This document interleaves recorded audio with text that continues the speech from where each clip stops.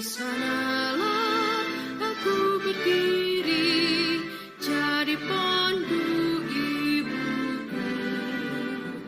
Indonesia, kebangsaanku, bangsa dan tanah airku. Marilah kita bersatu, Indonesia bersatu. Hiduplah tanahku, hiduplah negeriku, bangsaku, rakyatku, semuanya.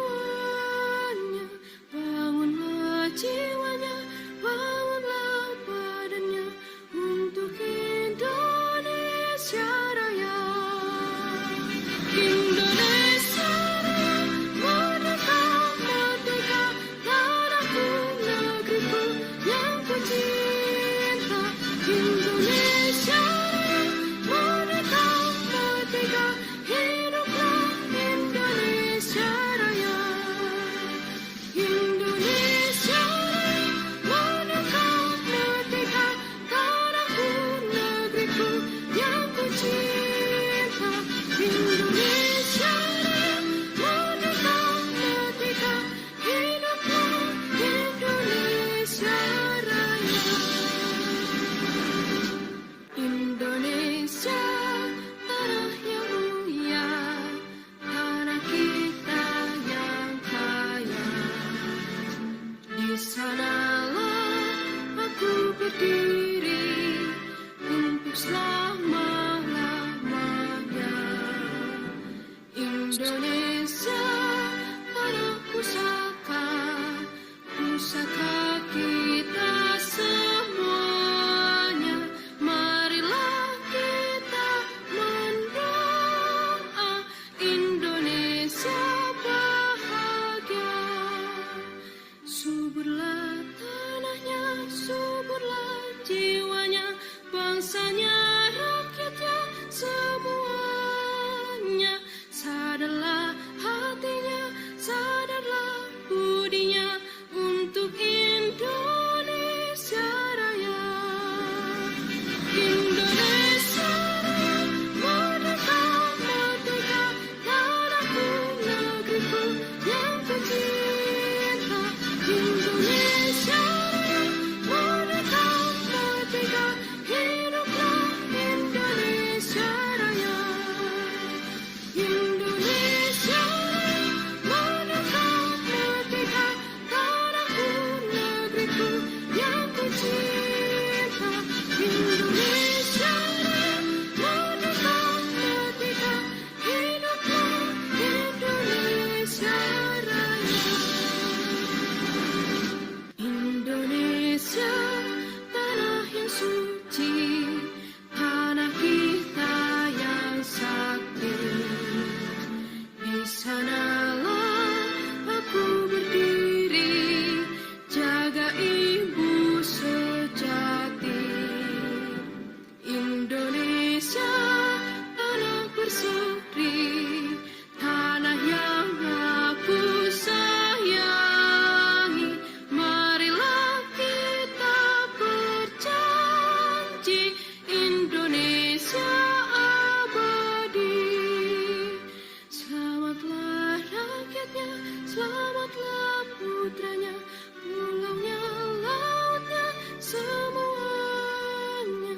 Majulah negerinya, majulah pandunya, untuk Indonesia Raya.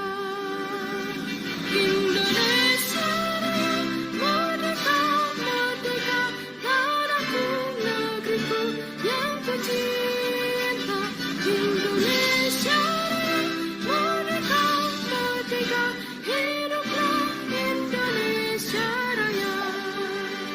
Indonesia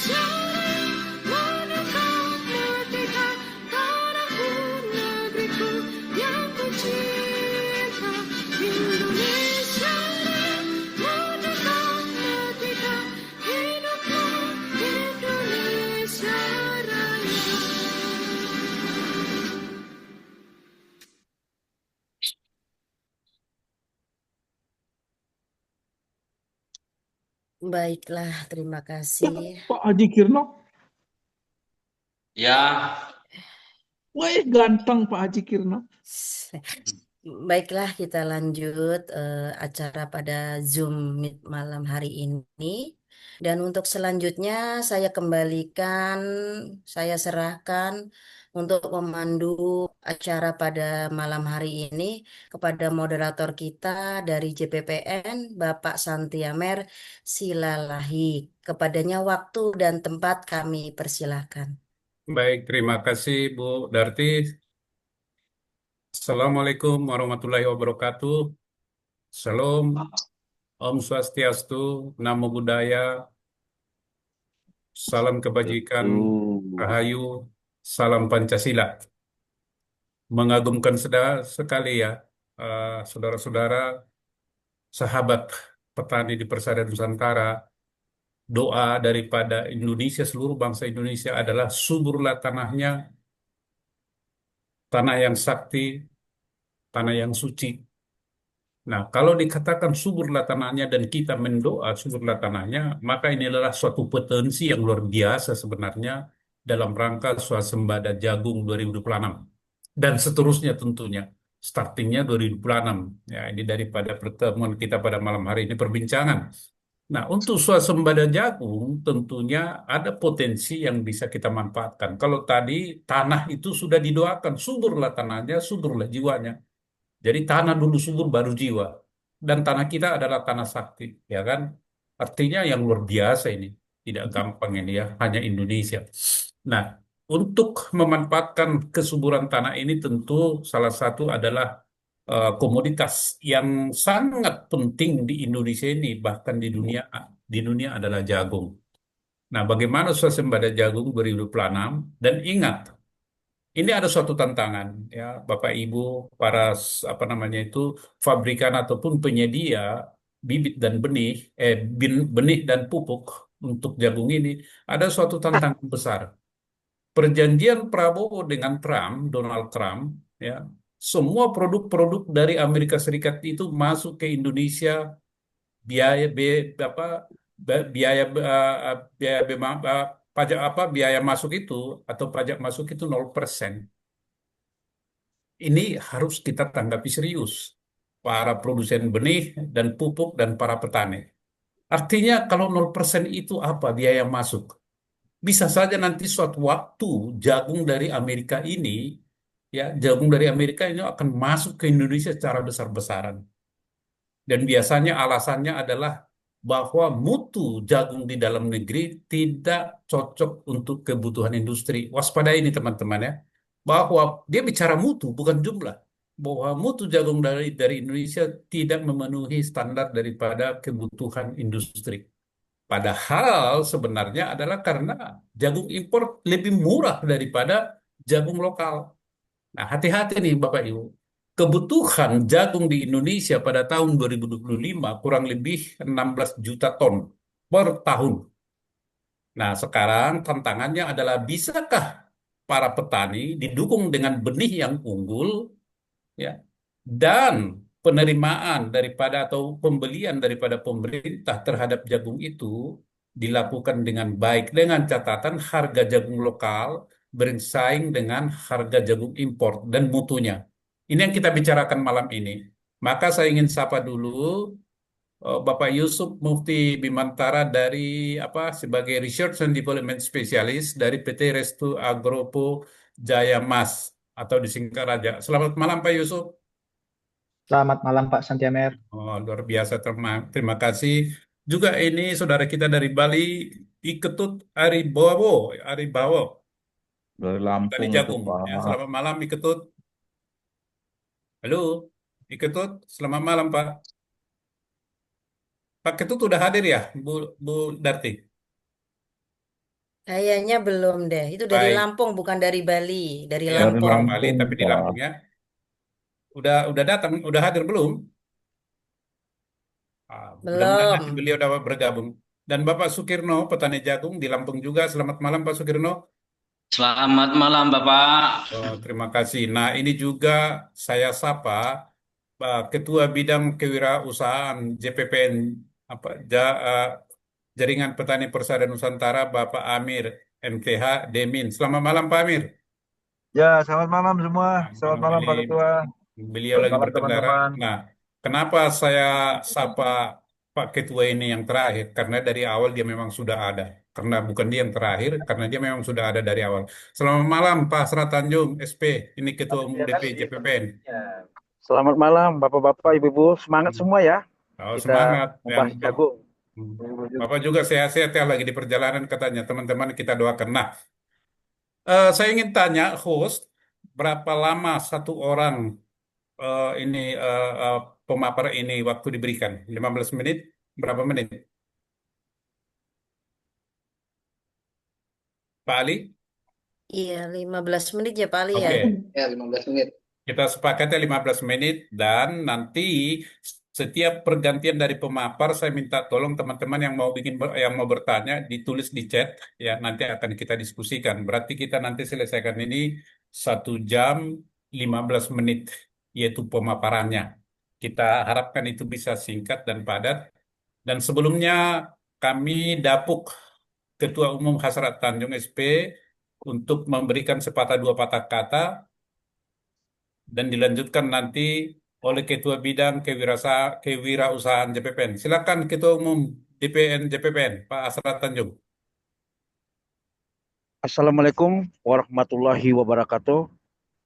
Selamat malam. Yang saya hormati para narasumber. Ini ada Pak Yusuf ya. Kemudian ada petani juga, petani jagung. Alhamdulillah pada malam hari ini kita bisa Zoom meeting untuk membahas swasembada jagung 2026. Ini memang JPPN concern bagaimana swasembada ini program pemerintah itu betul-betul tercapai. Nah, salah satunya adalah bagaimana adanya benih unggul sehingga petani bisa menghasilkan produksi yang maksimal. Di JPPN ini setiap malam minggu atau disebut dengan di Sabtuan, kita juga rutin mengadakan Zoom meeting. Tapi pada malam hari ini yang perdana, setiap malam Kamis kita akan membuat satu acara Zoom meeting yang disebut dengan JPPN berwirausaha lah. Nah, jadi di dalam diskusi kita pada malam hari ini, kita meminta kepada seluruh petani-petani jagung, silakan. Apa permasalahan di lahan pertanian Bapak-Bapak mengenai jagung? Benih apa yang selama ini yang digunakan? Apa kendalanya? Nah, tentu di sini ada narasumber kita yang ahli di jagung, nanti bisa memberikan pemaparan kepada kita sehingga petani-petani kita betul-betul ke depan bisa swasembada jagung. Terima kasih ya Bapak-bapak, para narasumber yang hadir dan para peserta Zoom meeting. Itu aja pesan yang saya sampaikan. Wabillahi taufiq wal hidayah. Assalamualaikum warahmatullahi wabarakatuh. Baik, terima kasih Pak Asrat Tanjung. Jadi pesan beliau adalah berbagi pengalaman kepada para petani di Persada Nusantara oleh para pakar atau petani, ya, berbagi pengalaman bagaimana pengalaman tersebut bisa diterapkan di tempat lain sehingga bisa kita swasembada pangan pada tahun 2026 dan ini tentunya tidak terlepas daripada benih yang unggul ya, benih yang unggul. Baik, silakan kami persilakan kepada Bapak Amir Aritonang menyampaikan paparannya. Silakan, Pak. Ya, terima kasih. Selamat malam. Assalamualaikum warahmatullahi wabarakatuh. Salam. Om Swastiastu, Namo Buddhaya. Salam kebajikan.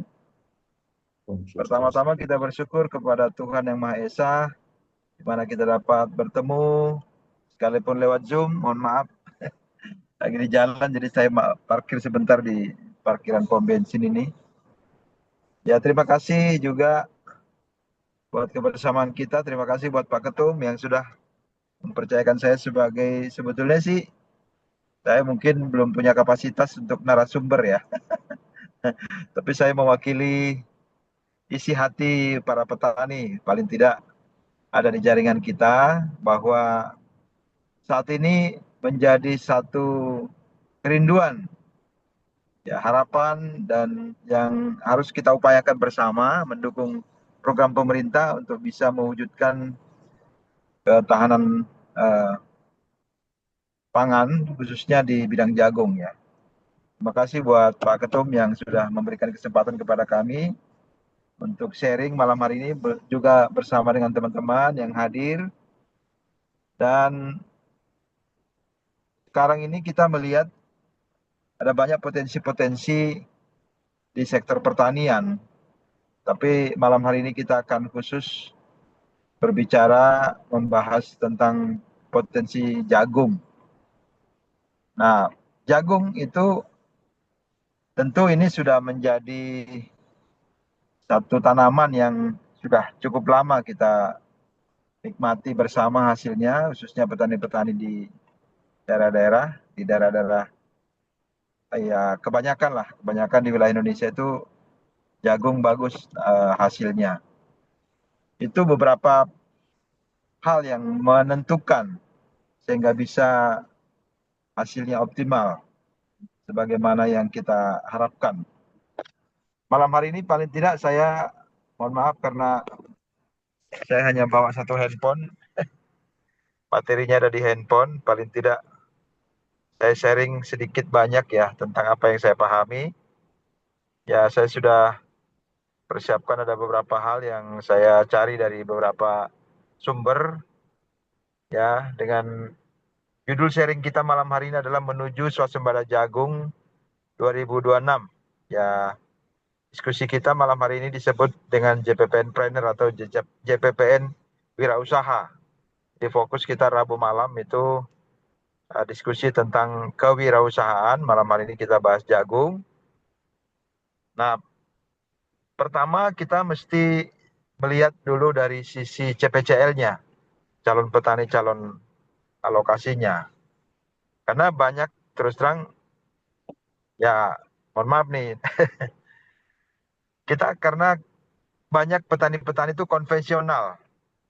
Konvensional dalam arti mungkin masih banyak yang belum terlalu memahami salah satu wilayah atau daerah-daerah tertentu atau kondisi tertentu tanahnya cocok atau tidak untuk ditanami jagung. Nah, ini kan mesti ada pemetaan. Dalam hal ini, ya judul yang sering kita dengar itu CPCL ya, calon petani, calon lokasi. Itu sangat menentukan. Nah, potensi-potensi yang ada di banyak wilayah Indonesia untuk ditanami jagung, itu bisa dibilang belum secara maksimal ya. Sehingga bisa dibilang hampir setiap tahun ya masih terjadi kekurangan-kekurangan pasokan untuk wilayah kita di negara kita ini. Paling tidak ada kriteria tertentu ya, nanti secara teknis barangkali bisa disampaikan oleh teman-teman yang lain, khususnya yang PPL ya, untuk bisa memastikan tepat atau tidak untuk satu lokasi itu ditanami jagung. Lahannya bisa misalnya di kawasan ya pertanian yang sudah ada dari wilayah-wilayah tertentu, misalnya seperti di daratan, di pinggiran sawah atau di pinggiran kawasan hutan, ya untuk meningkatkan indeks pertanamannya atau indeks hasilnya.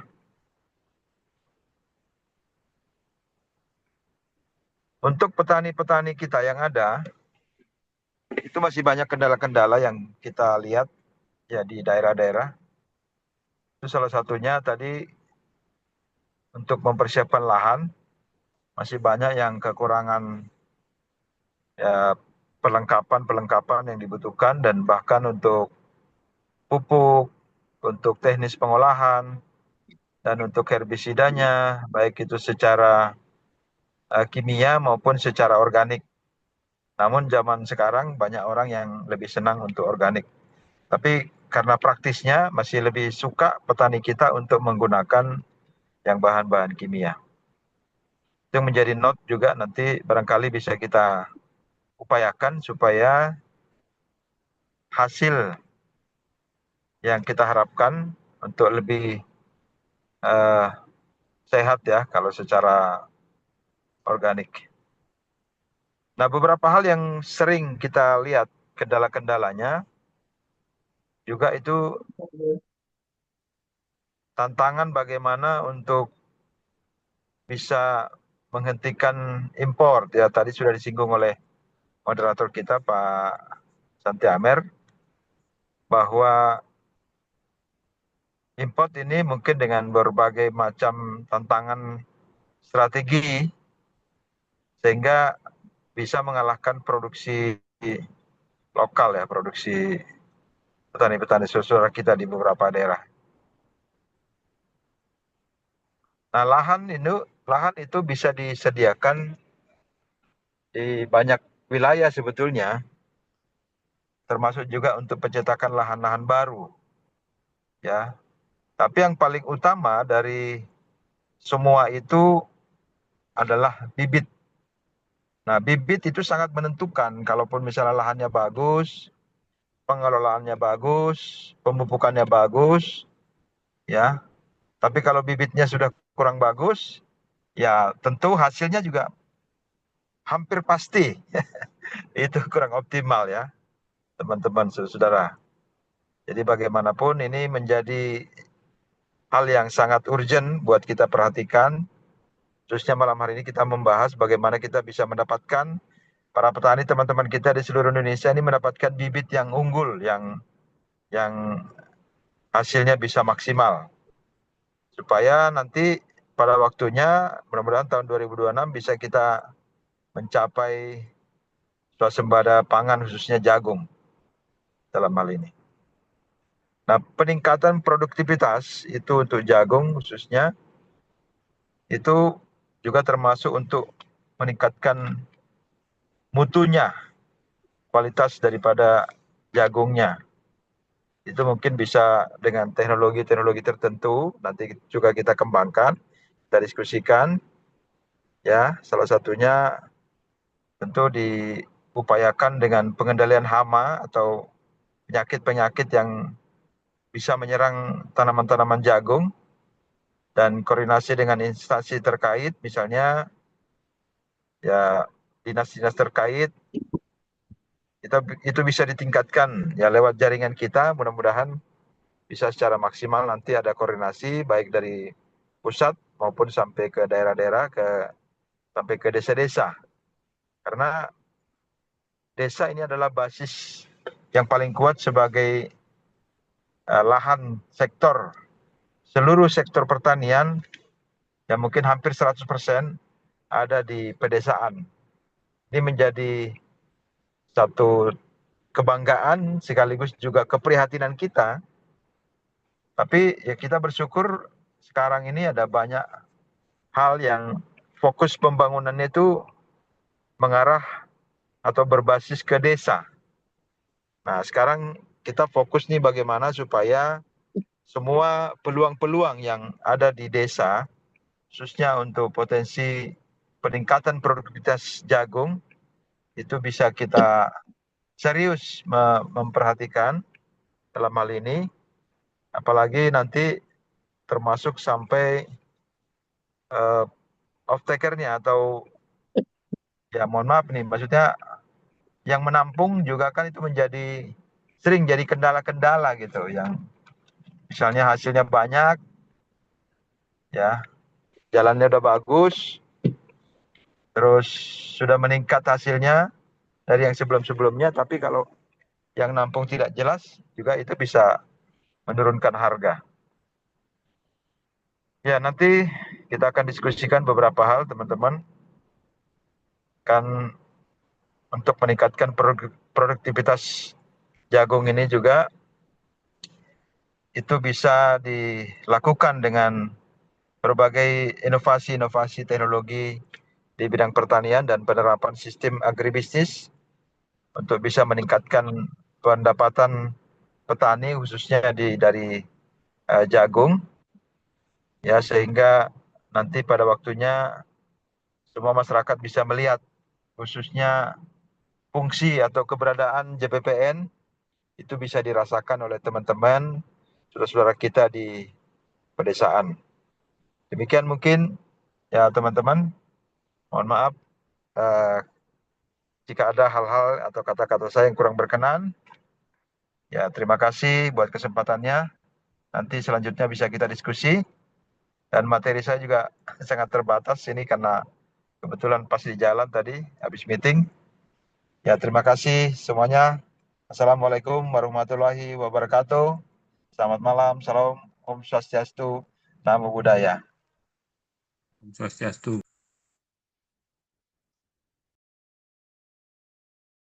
Baik, terima kasih Pak Amir Ya, Aritonang terima kasih. atas pemaparannya. Sebelum dilanjutkan kepada pemaparan lain atau narasumber lain, kita menonton terlebih dahulu masalah jagung ya. Bisa diputar videonya, Pak Ali? Silakan, Pak Ali.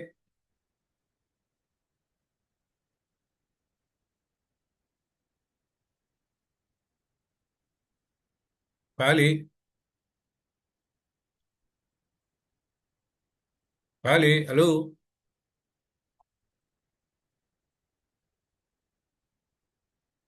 Pak Ali. Ya Pak, gimana Pak? Tolong diputar itu video mengenai apa jagung.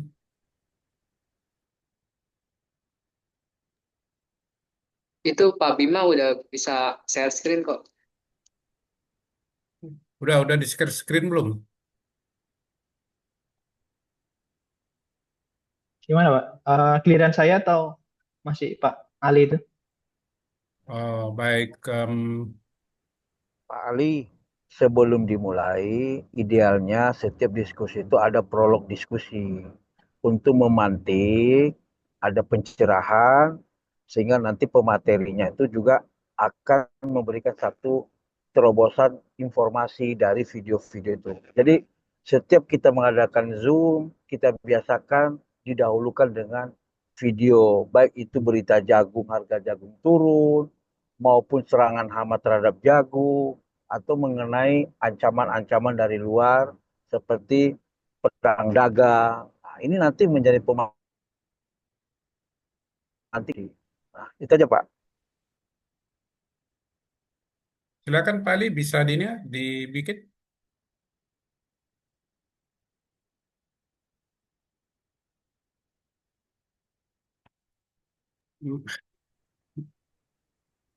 Untuk video jagung raja nggak ada masuk Pak ke saya Pak. Mungkin Pak Bima bisa Kita share tidak screen bicara langsung. jagung raja. Kita nggak bicara jagung raja, Secara Bapak. umum aja ya. Jadi kita bicara hari ini bagaimana kita ini swasembada jagung. Nah, untuk sekarang ini yang persentase mungkin raja, besok varietas apa. Jadi tidak ada yang kita anggap di sini merasa spesialis. Nyambungnya Pak Alia. Jadi kita bicara konteksnya adalah jagung pada umumnya, bagaimana swasembada jagung.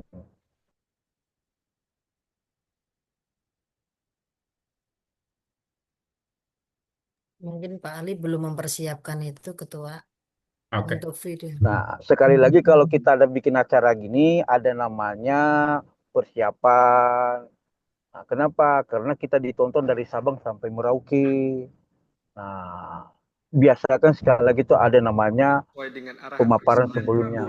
Nah, ya. Hal tersebut disampaikan usai menanam benih jagung di lahan seluas 50 hektar di Menteri Pertanian Andi Amran Sulaiman mengaku optimis jika Indonesia akan mencapai swasembada pangan sesuai dengan arahan Presiden Prabowo Subianto. Hal tersebut disampaikan usai menanam benih jagung di lahan seluas 50 hektar di lahan masyarakat Desa Hutan atau LMDH Giri Mukti, Desa Bulakan, Kecamatan Gunung Kencana, Kabupaten Lebak, pada Rabu 20 November tahun 2024. Seluruh kementerian bahu-membahu untuk swasembada pangan di seluruh Indonesia. Untuk itu, launching gugus tugas Polri dalam mendukung ketahanan pangan menjadi salah satu momentum yang baik untuk kebangkitan pangan sesuai arahan dari Presiden Republik Indonesia. Menteri Pertanian Andi Amran Sulaiman yakin jika cuaca di Indonesia semakin membaik, maka swasembada pangan di Indonesia dapat dicapai. Arahan Bapak Presiden Republik Indonesia untuk mencapai swasembada dalam waktu sesingkat-singkatnya, secepat-cepatnya. Sekali lagi, beliau memberi target kita 4 tahun, paling lambat 4 tahun swasembada bisa kita rebut kembali. Tapi kami yakin 4 tahun, waktu 4 tahun ini kita bisa rebut. Mudah-mudahan kita berdoa bisa lebih cepat. Karena TNI, Polri, Kementerian Desa, Kementerian PU, Kemendagri, seluruh kementerian yang terkait itu terlibat bahu-membahu.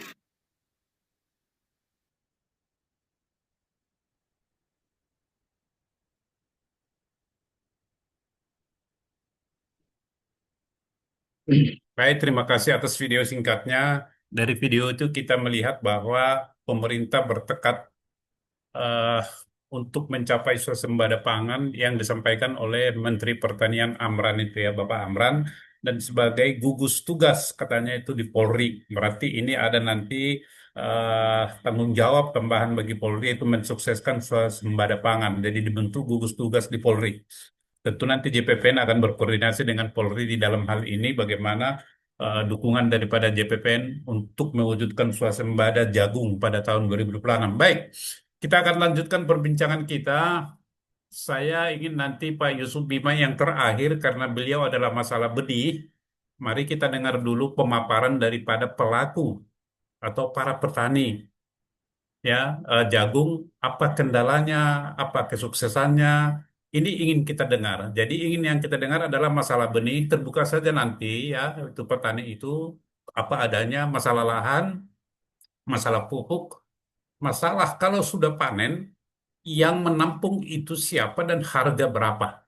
Jadi 4 faktor ini tolong disampaikan melalui pemaparan Bapak sehingga petani jagung di Nusantara ini juga tertarik untuk menanam jagung. Saya sampaikan bahwa kebutuhan jagung di Indonesia ini Bapak Ibu tahun demi tahun itu meningkat. Kebutuhan loh ya. Nah, kalau meningkat berarti kebutuhan lahan untuk menanam jagung juga meningkat. Kalau nanti menurun, ini jadi impor ya.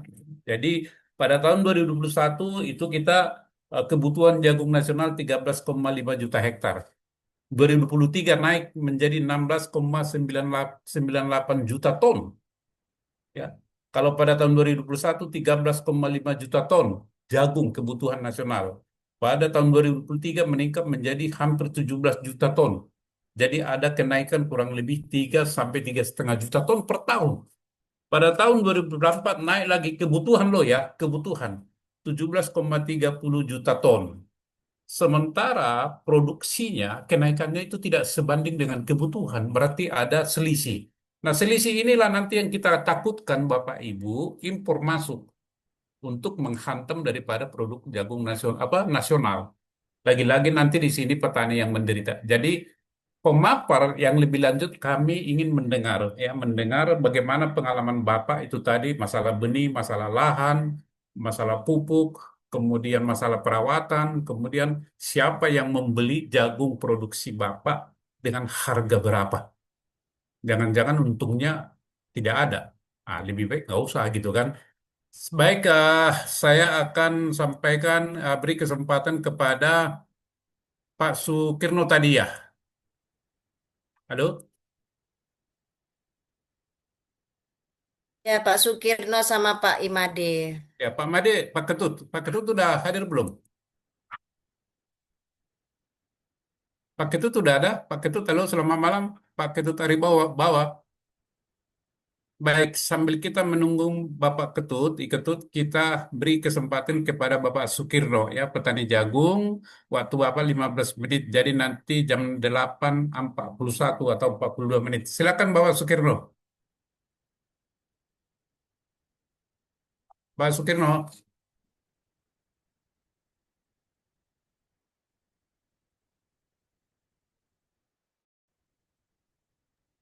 Dibuka dulu Pak mic-nya, Pak Sukirno. Udah gimana? Halo? Ya, silakan Pak. Waktunya 15 menit Pak ya. Bismillahirrahmanirrahim. Assalamualaikum warahmatullahi wabarakatuh. Waalaikumsalam warahmatullahi wabarakatuh. Nama Ya, Sukirno, saya petani jagung. Kalau di organisasi, saya ketua Gapoktan juga di kampung. Kalau ketua KTNA, Pak, eh, petani jagung, juga pengurus kelompok tani. Jadi sebenarnya belum layak lah Pak, saya menjadi narasumber sebenarnya. Tapi saya Pak, sebagai pelaku, artinya langsung yang di lapangan, langsung di petani, mungkin perkenalkan daerah saya itu Lampung Tengah Pak, kecamatannya Putra Rumbia. Alhamdulillah kalau di tempat kami di Kecamatan Putra Rumbia itu untuk tahun 2005 ya sudah lama memang menjadi salah satu sentral jagung, Pak. Sentral jagung di mana penanaman jagung kalau di tempat kami, Pak, ini pengalaman saja, berbagi pengalaman, bukan saya kok menggurui, enggak, tapi berbagi pengalaman. Jadi kalau di tempat kami di Lampung Tengah itu, khususnya di Putra Rumbia, memang kosnya cukup mahal untuk permodalannya, Pak. Karena jenis tanah kami itu berpasir lah, Pak, kebanyakan berpasir, di mana kalau kita menanam jagung itu, kita harus sedia pupuk kandang atau kohe ayam cukup banyak, Pak. Di mana kebanyakan petani kami itu kohe ayam itu didatangkan dari seberang atau dari Serang dan lain, dari seberang pokoknya, Pak, yang bagus menurut kami.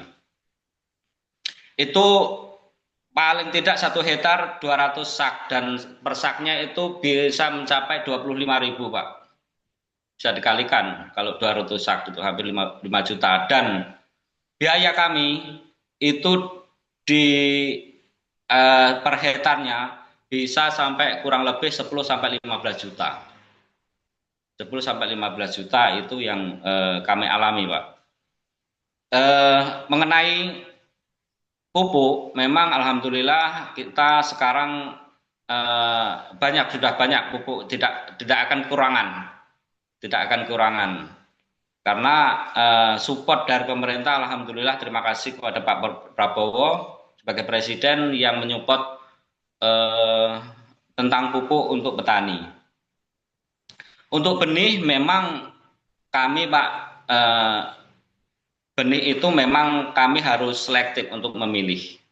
Artinya kita tahu, kita sudah mengalami bagaimana benih bantuan, benih konvensional atau kita yang beli di pasaran itu kita sudah tahu. Jadi memang untuk kendala benih memang kalau dari bantuan memang kurang bagus.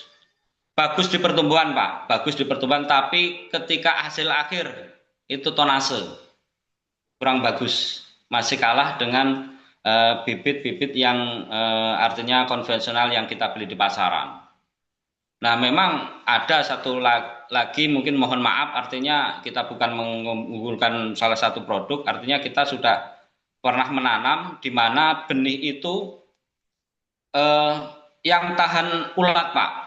Ya enggak begitu tahan banget, tapi artinya banyak mengurangi. Jadi kalau di varietas lain itu bisa 3, 4, 5 kali itu penyemprotan ulat, itu mungkin 1 kali sudah cukup. Itu ada benih begitu. Dan untuk penyiangan itu pakai jenis obat glifosat itu, Pak. Nek nyorone Jawa ki obat kuning, Pak. Itu jagung tidak apa-apa. Itu ada produk dari salah satu perusahaan dan kami sudah pernah menanam itu. Hasilnya alhamdulillah bagus.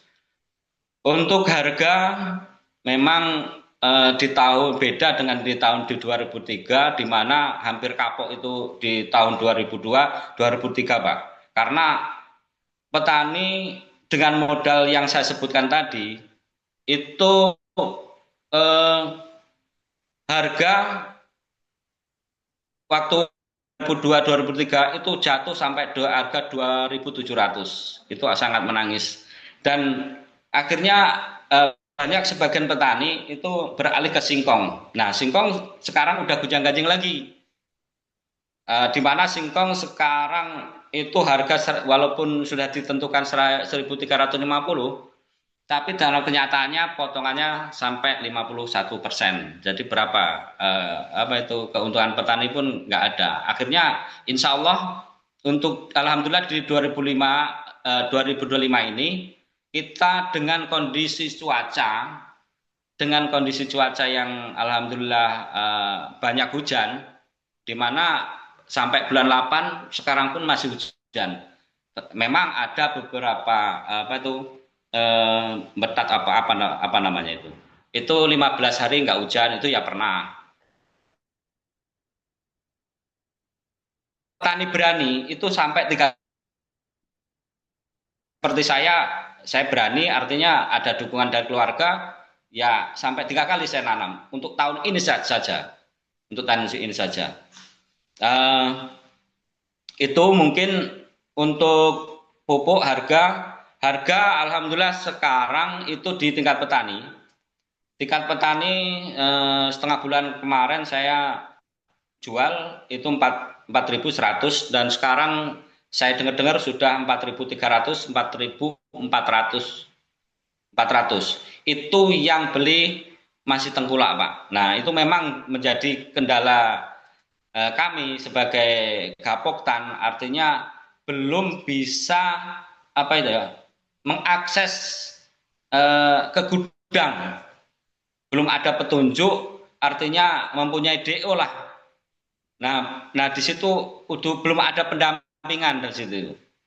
Jadi nggak tahu, artinya terus yang satu lagi informasi harga pun kami belum bisa mengakses itu. Mungkin dengan adanya JPBN mungkin kita bisa saling sharing atau di grup minta tolong bisa diinformasikan harga-harga komoditas seperti contohnya jagung, Pak.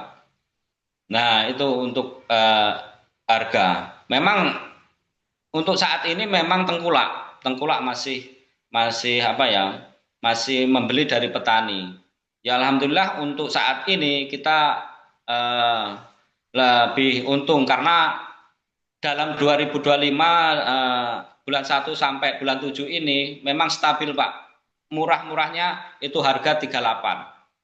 Karena kalau sekarang jarang jagung karena yang spekulasi itu yang nggak banyak orang petani, karena kadang-kadang saya keliling-keliling sama tetangga, sama kawan-kawan di kelompok tani, kenapa tidak menanam 3 kali? Saya survei, saya bertanya, itu hampir 90% karena istrinya, Pak, nggak mau rugi karena pengalaman yang kemarin untuk saat bulan-bulan ini, kalau tahun kemarin sudah kemarau, tapi untuk di 2005 dengan mengakses cuaca, mungkin update yang ya kita manfaatkan lah, mensos atau yang lainnya, beranilah untuk tanam 3 kali. Alhamdulillah untuk saat ini umur tanaman saya ada yang 50, ada yang 40 hari. Mungkin itu, Pak, yang bisa sampaikan. Mungkin nanti kalau saya biasanya malah enak ditanya, kalau mungkin bisa jawab, saya jawab, kalau nggak bisa ya artinya mohon maaf, saya akan belajar lagi. Mungkin itu saja dari saya akhiri. Wassalamualaikum warahmatullahi wabarakatuh. Waalaikumsalam warahmatullahi wabarakatuh. Jadi Pak Sukirno masih ada waktu sampean sebenarnya itu tersisa 6 menit. Oh iya.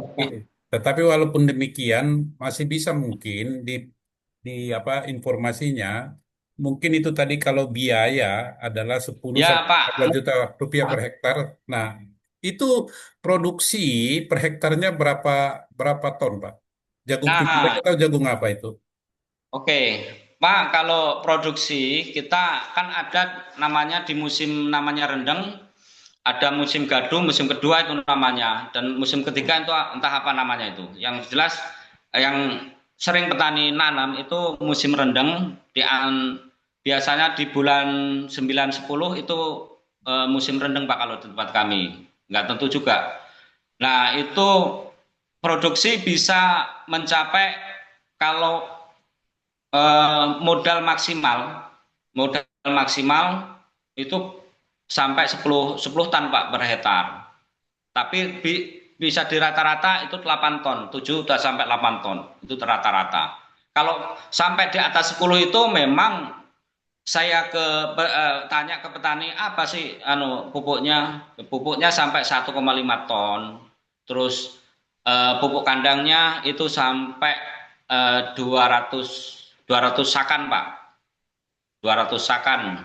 Itu mungkin, dan lahan itu perlu mesti garis bawahi bahwa lahan itu memang itu dijagung terus, tapi nggak pernah ditanaman singkong, itu bisa mencapai hasil tinggi Pak.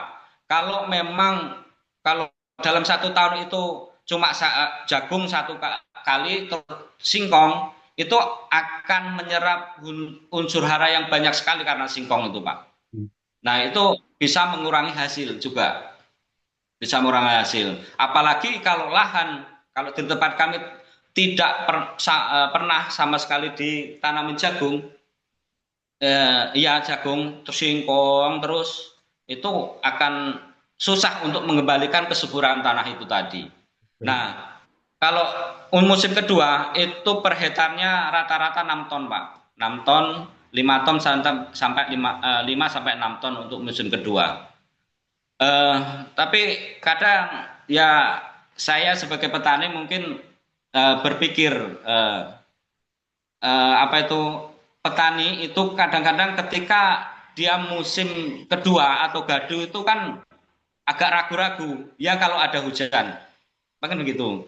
Nah, saya ada pengalaman sedikit, mungkin sharing saja Pak.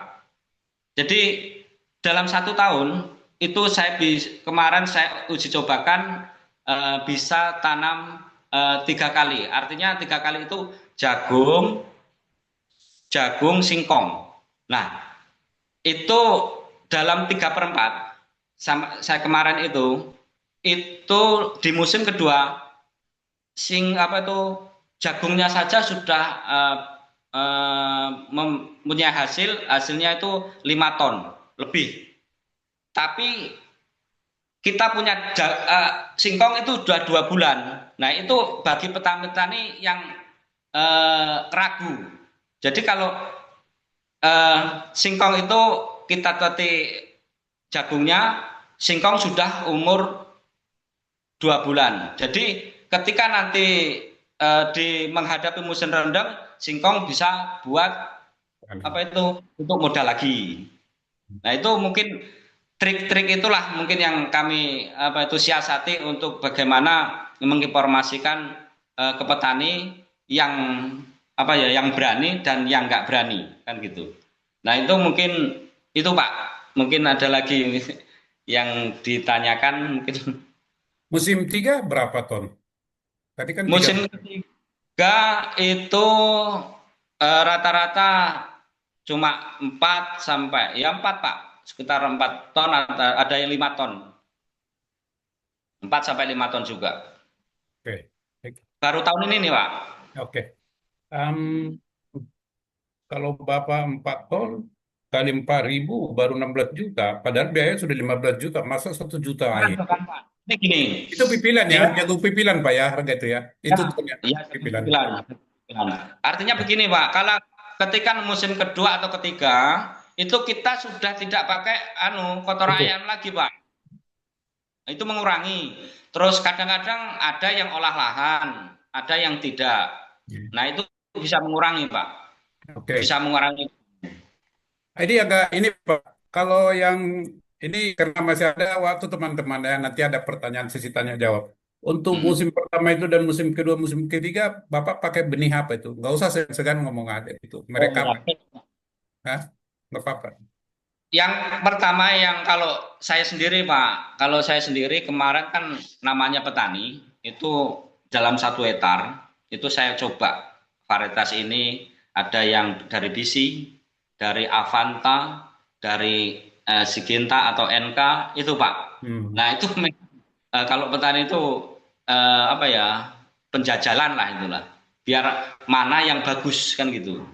Nah, ketika saya tanam dengan jarak tanam yang sama, dengan lahan yang sama, itu memang eh, keunggulan menurut saya itu di eh, NK NK Sumo Sakti itu.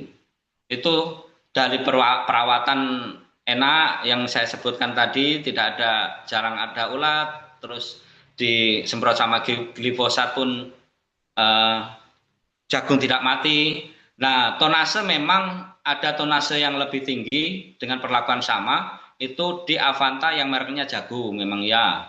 Itu kebanyakan memang tonase bagus karena janggelnya itu kecil Pak. Janggelnya kecil itu yang membuat dia jagungnya berbobot. Kalau BC memang kalau di sini kurang peminatnya. Yang kebanyakan ya antara dari produk Avanta dan NK dari Seginta Pak. Oke, oke. Baik, karena waktunya udah ini Pak Sukirno, terima kasih banyak atas tambahan informasinya.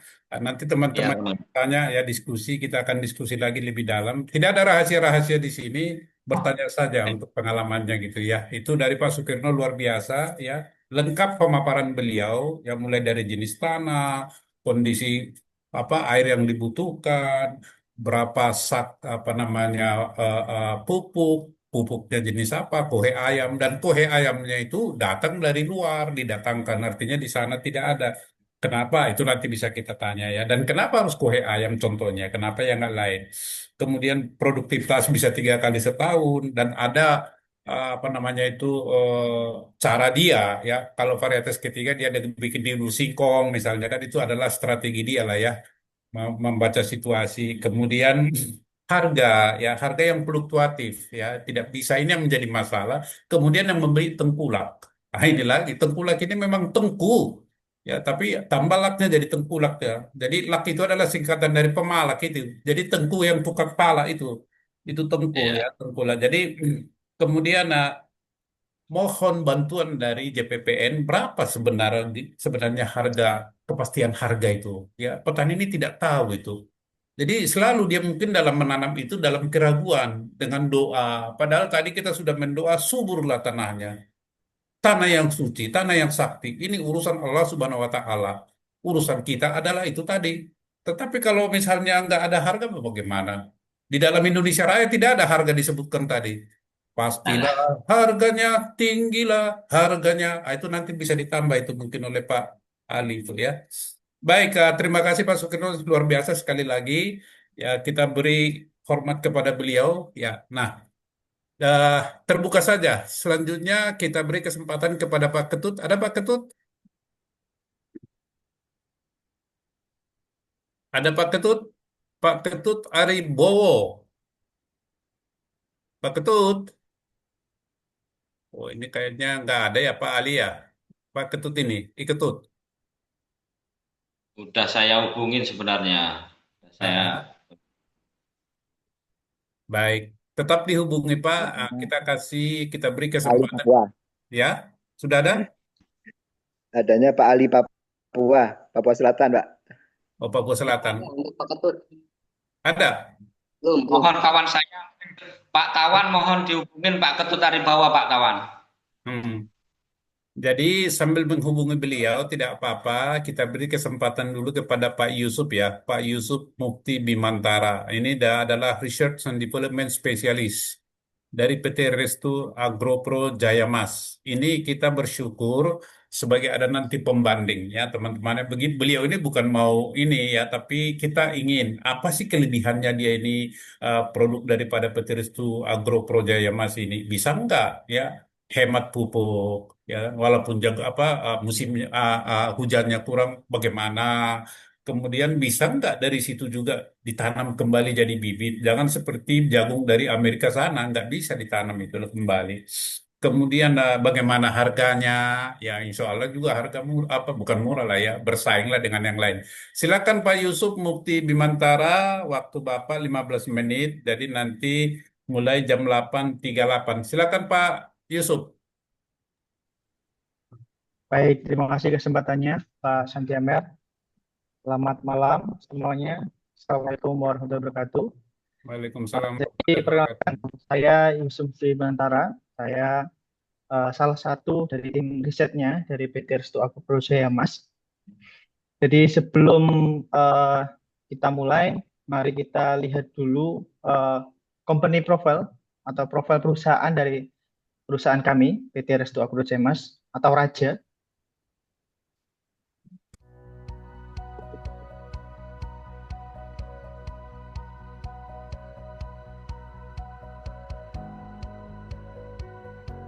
Dari tanah yang subur dan tangan-tangan petani yang penuh harap, benih kehidupan tumbuh dan mengakar. Inilah kami, PT Restu Agropro Jaya Mas, atau dikenal sebagai Benih Raja. Dalam waktu singkat, langkah kami menjejak kuat.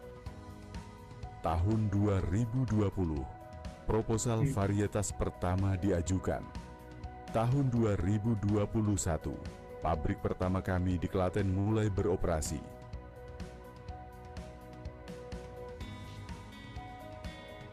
Tahun 2022, 5 varietas baru resmi dilepas.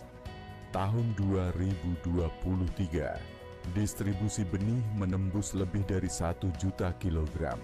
Dan di tahun 2024, kami membangun dan mengoperasikan pabrik kedua di Kediri. Organisasi kami didukung oleh tim andal di berbagai lini. Divisi Supply dengan lebih dari 50 karyawan langsung dan kemitraan dengan lebih dari 5.000 petani. Divisi Finance and Procurement yang melayani 200 lebih pemasok dan pelanggan.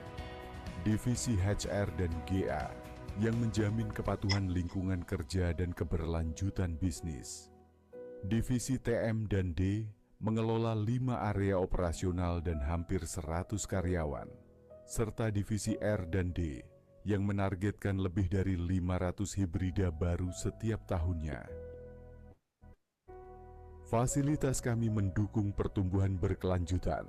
Pabrik di Klaten dengan kapasitas 2.000 ton per tahun.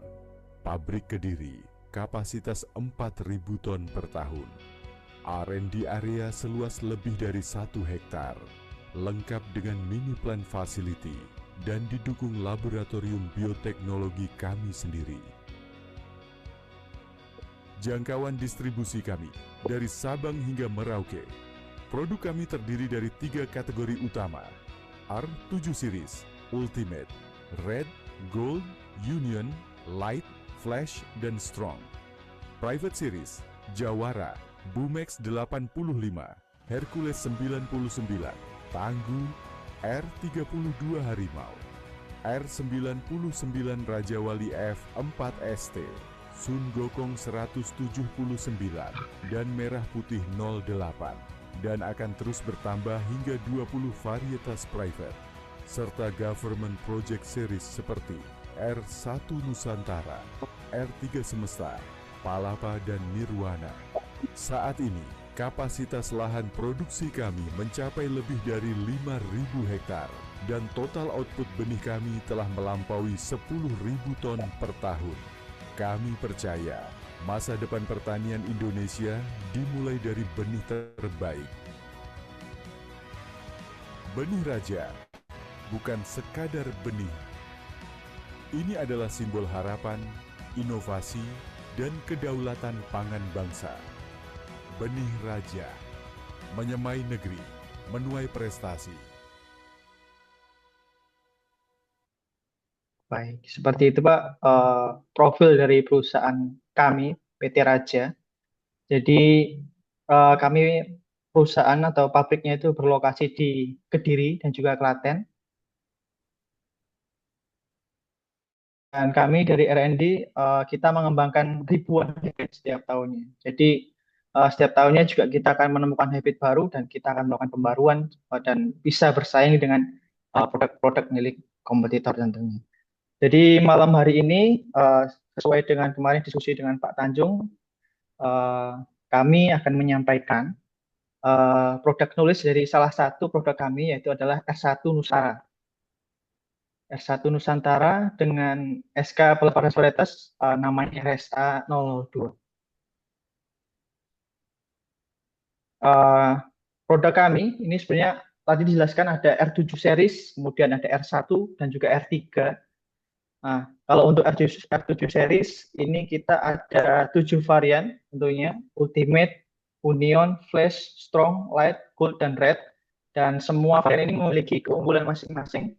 Untuk kilang kering ada, kemudian lahan basah dan tergenang sering banjir juga ada, kemudian yang potensi hasilnya sangat tinggi ada, yang panen juga ada, kemudian yang bisa ditanam rapat, misalkan jarak tanam 70-20 tapi satu lubangnya 2 biji.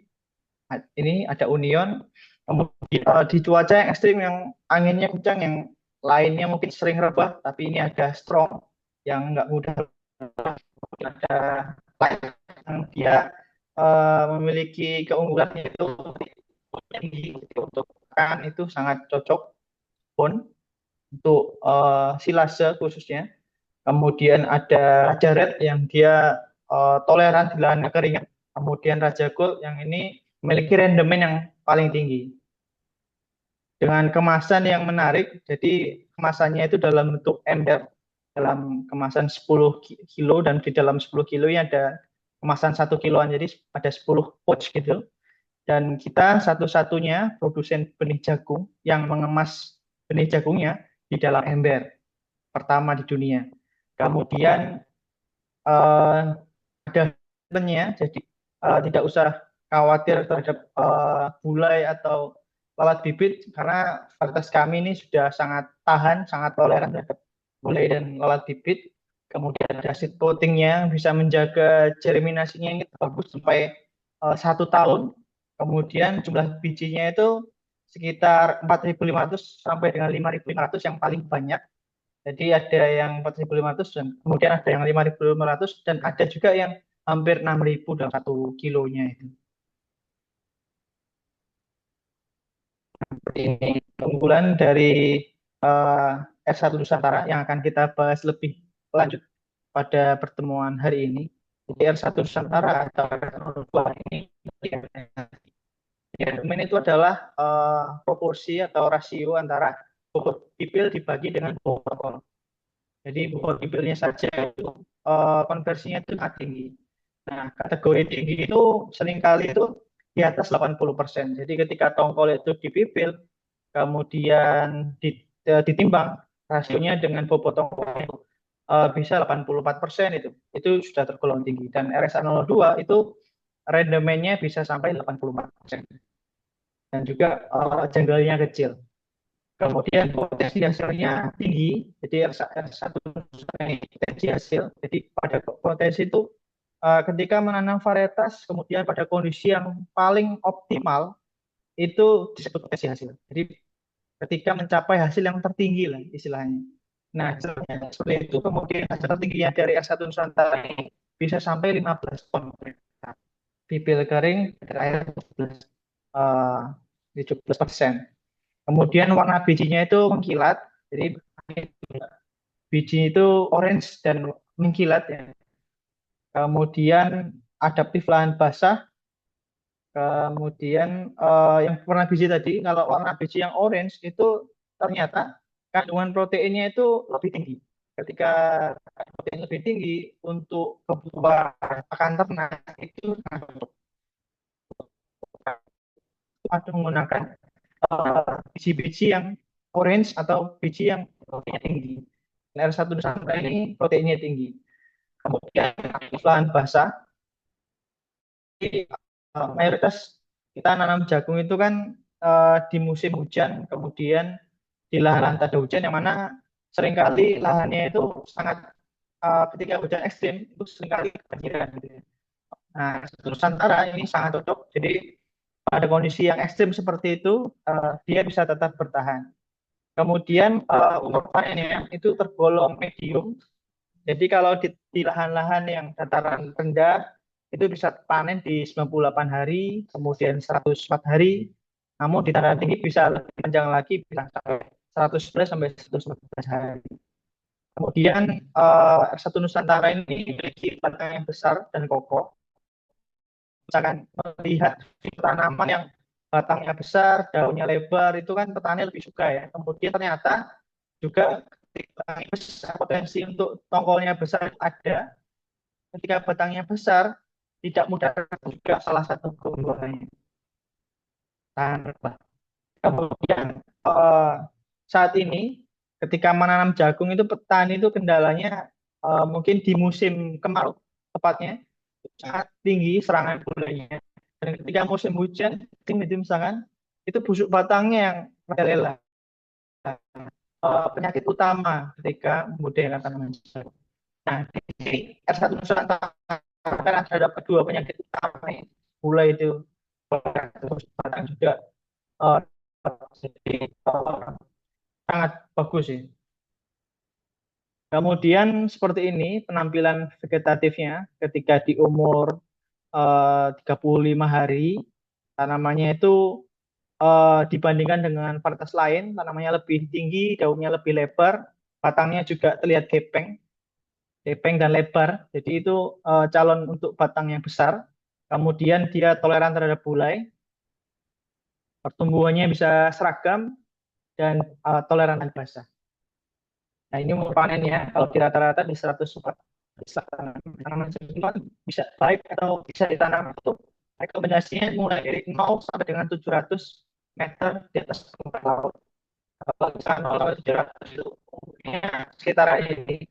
Rendah datarannya, misalkan di dataran 100 semakin panas, nanti semakin panas itu panennya di depan. Tapi kalau semakin tinggi, misalkan di dataran 1000 meter di atas permukaan laut, itu semakin rendah suhunya. Di 115 seperti itu. Kemudian seperti ini penampilan tanamannya. Jadi tanamannya itu daunnya bisa lebar, kemudian batangnya besar, dan daunnya ini hubungannya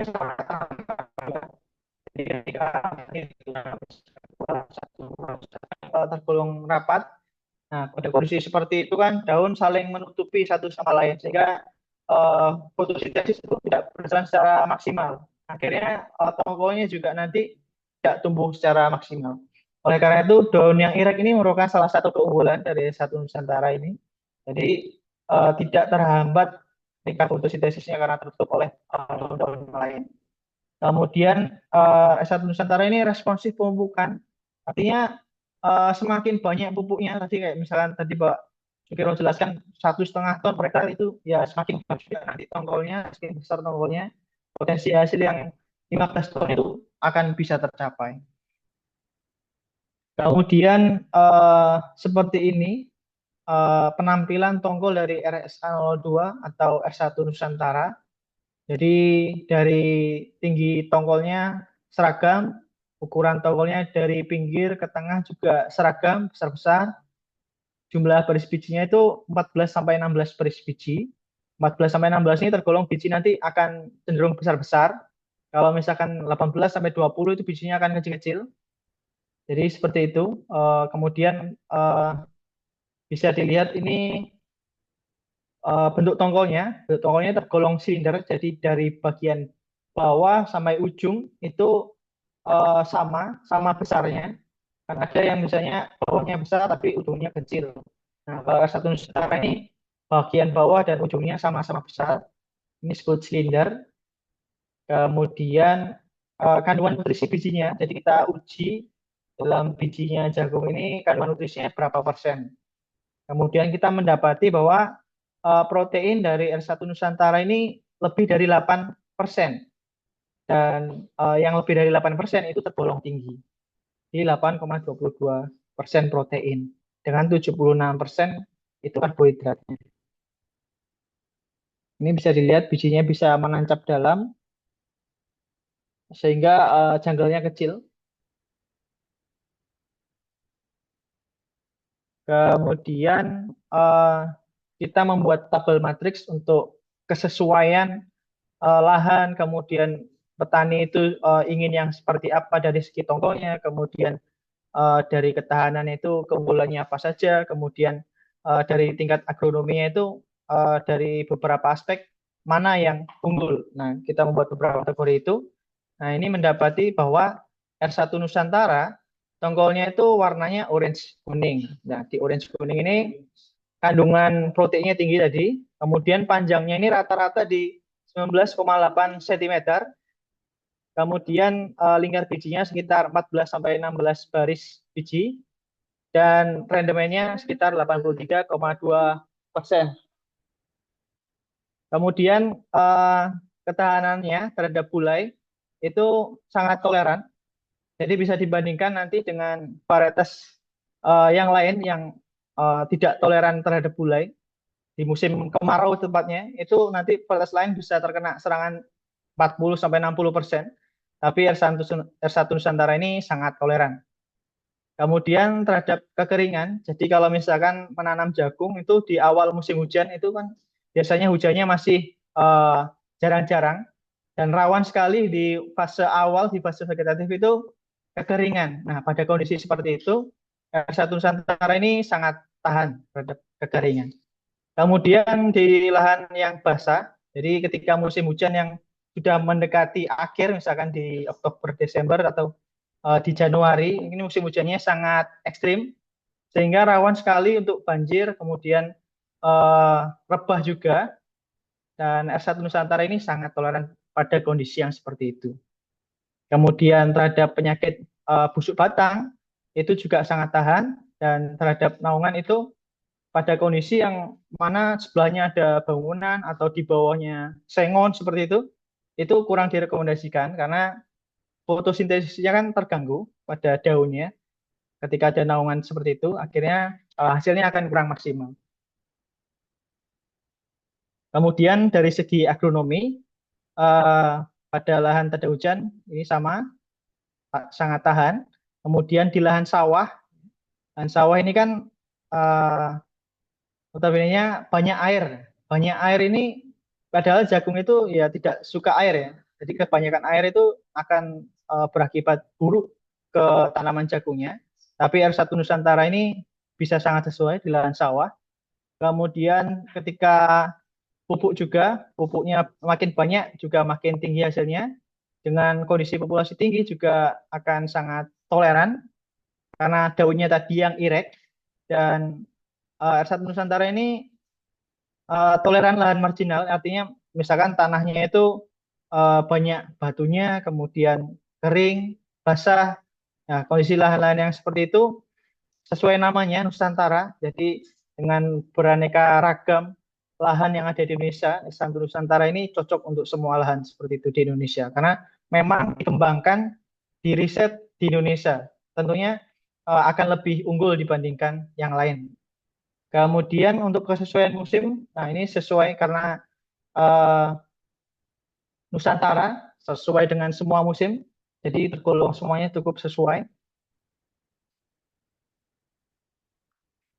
Nah, itu Pak yang bisa kami sampaikan terkait dengan budidaya, kemudian dan lain-lain. Itu sebenarnya bisa juga kita sampaikan, tapi mungkin waktunya yang kurang. Kalau misalkan kita menyampaikan budidaya, kurang lebih kita butuh waktu mungkin 30 sampai 45 menit.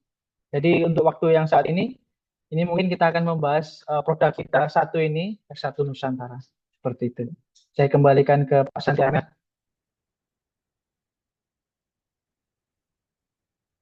Baik, terima kasih Pak Yusuf Bima, ya, ya Mufti ya, Bimantara. Terima kasih banyak atas pemaparannya. Intinya ada 7 jenis raja produk mereka, dan itu semuanya disesuaikan dengan kondisi alam dan tanah, ya, kondisi alam. Jadi hasil riset mereka. Jadi mungkin teman-teman perlu nanti bertanya dengan jenis itu berapa ton per hektar ya, nanti bisa bertanya. Baik, saya Pasya sudah ada Pak Ketut atau belum? Pak Ketut? Kayaknya nggak hadir deh Pak Baik, Ketutnya. saya bertanya atau mohon izin, itu dari Papua Selatan ingin mengisi yang seharusnya dialokasikan kepada Bapak Ketut. Apakah boleh, host dari Silahkan dikasih waktu 5 menit saja. 5 menit atau 15 menit? 5 menit. Ini 5 menit kan 15, enggak 15 lah. 15 menit dong. Hah? 15 menit. 15 lah, biar adil ini kan mau merdeka, jadi ada kesetaraan. Oh Gitu ya iya, Pak ya. kalau kalau waktunya sedikit nanti merdeka beneran nanti. Ah, Oke lah, jadi siap. silakan dari Papua Selatan ya, waktu Bapak 15 menit.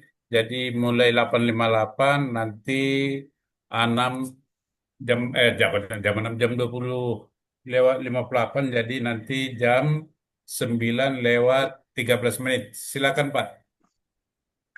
Ya, Assalamualaikum warahmatullahi wabarakatuh. Para saudaraku, jaringan petani persada Nusantara di seluruh Indonesia.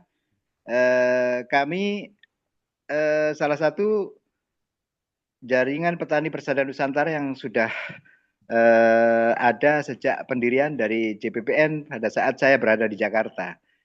Nah, pada saat ini saya ada misi ketahanan pangan di Papua Selatan. Ya, sekali kita membawa nama JPPN di Papua Selatan ini. Karena pada hari ini kita membahas masalah swasembada berjagung. Dan di lokasi Papua Selatan ini memang lahan itu sangat luas. Sehingga perlu campur tangan JPPN untuk memfasilitasi terkait penanaman jagung di Papua Selatan ini dengan berbagai aliansi petani yang sudah disiapkan oleh kita JPPN di wilayah Merauke ini.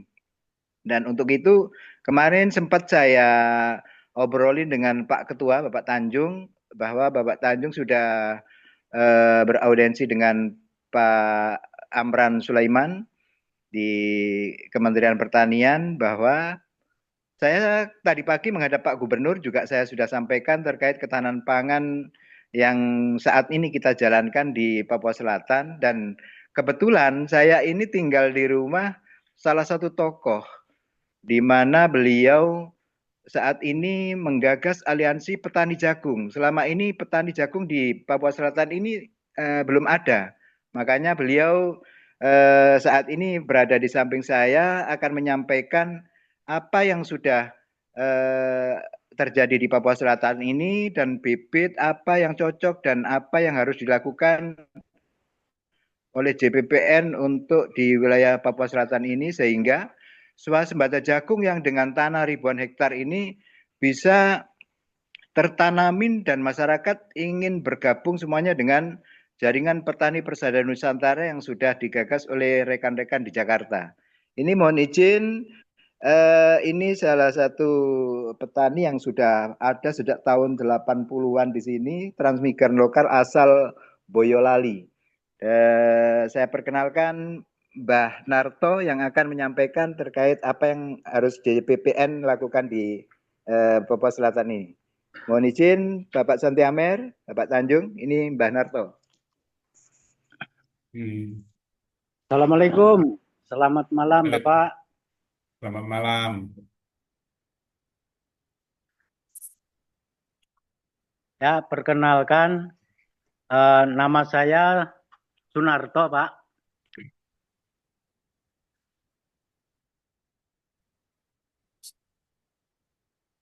Kami domisili di asal warga transmigrasi, penempatan tahun 80. Asal dari Boyolali, Jawa Tengah.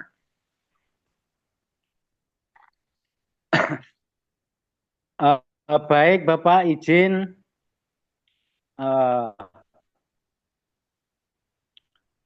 saya tertarik dengan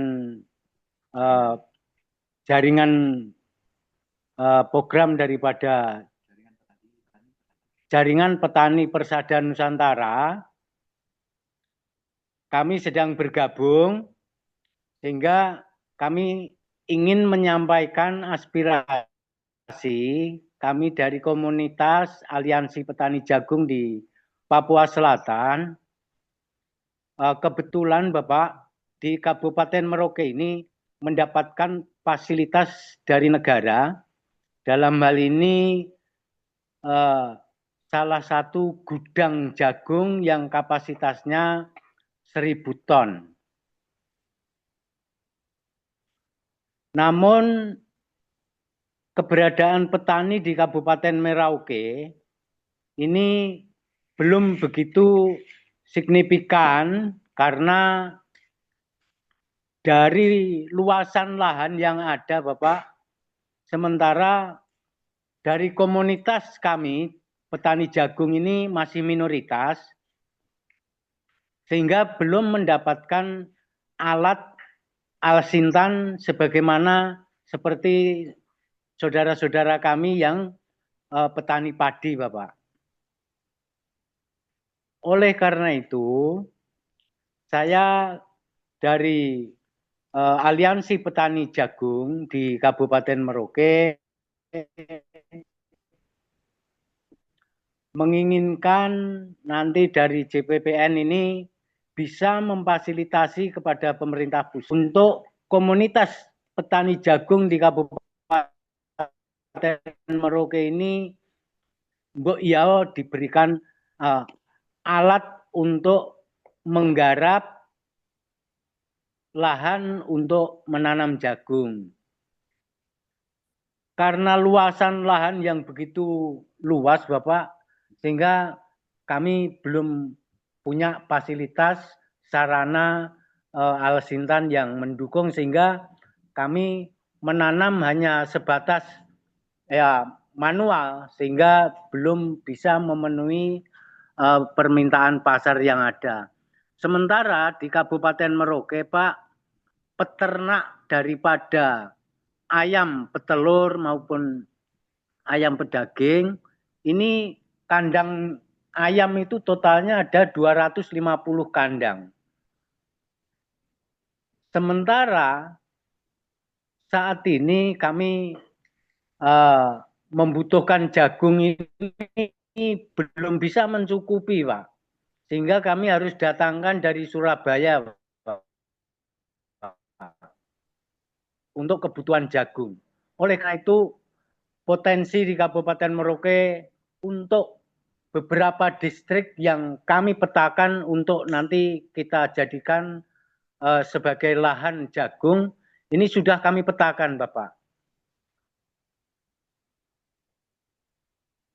Oleh karena itu, kami sangat prihatin, mudah-mudahan dengan informasi yang saya sampaikan saat ini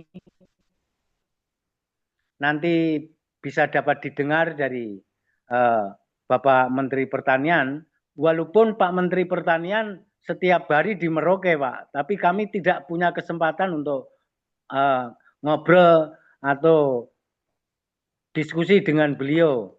Jadi beliau fokus di padi. Kami ini komunitas yang masih kecil sehingga belum begitu diperhatikan, Bapak. Kemudian berkaitan dengan benih, Pak. Benih yang ada di Kabupaten Merauke ini kami selalu mendapatkan benih bantuan daripada pemerintah. Yang saat ini yang ada yang merek Nusantara. Yang tahun kemarin, setahun yang lalu, kami mendapatkan benih yang lebih bagus, yaitu yang jenis pioner, Pak. Namun yang tahun ini yang ada adalah jagung Nusantara. Mungkin sementara yang kami sampaikan dari Papua Selatan demikian, dan terima kasih atas perhatiannya, Bapak. Baik, terima kasih Pak Sunarto. dari Papua Selatan, Kabupaten Merauke. Masih ada yang mau ditambah, Pak? Terima kasih Bapak Santiamer.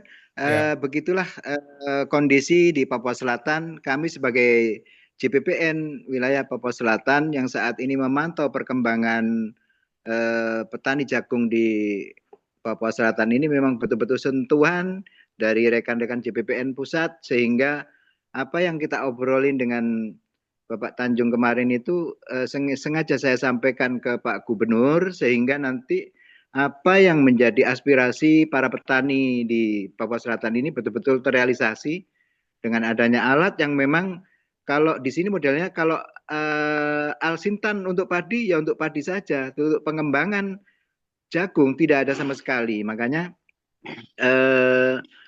dengan monopoli seperti itu kurang elok sebagai para petani di Nusantara ini, sehingga apa yang dicita-citakan di swasembada pangan jagung yang diprogram oleh JPPN ini, kalau di sini pas saatnya JPPN bisa tampil, pastinya akan ada tanggapan sangat besar dari masyarakat Papua Selatan. Begitu Bapak Santiamer, mudah-mudahan semuanya tetap sehat dan selalu semangat untuk selalu mengembangkan potensi ketahanan pangan di Nusantara. Salam bela negara. Assalamualaikum warahmatullahi wabarakatuh. Waalaikumsalam warahmatullahi wabarakatuh. Bapak Ibu, para narasumber dan saudara-saudara kita sedulur yang ada petani di Persada Nusantara, ini masih ada waktu tersisa 5 menit. Jadi saya ingin memanfaatkan bertanya dulu. Nanti teman-teman boleh juga berdiskusi ya, karena masih ada waktu kurang lebih 4 menit. Saya mau tanya ini Pak Ali Santoso. Kalau Bapak mendatangkan pupuk dari Surabaya, kuhe ayam itu berapa per sak Bapak beli di Kabupaten Merauke? Berapa harganya? Waduh, sementara ini kita ini bukan pupuk, Pak. Mendatangkan jagung pipilnya itu yang dari Surabaya. Itu Bukan, berapa tadi kemarin? katanya pupuk. Pupuk kan tadi ada 200 Bukan. kandang. Hah? Enggak, tadi Pak Kalau Sunarto pupuk tidak ada masalah. Pak Sunarto tadi mengatakan kandang ayam yang ada di Kabupaten Merauke itu 200 kandang. Jadi kalau pupuk itu masih kurang didatangkan dari Surabaya. Apa betul begitu? Oh, bukan.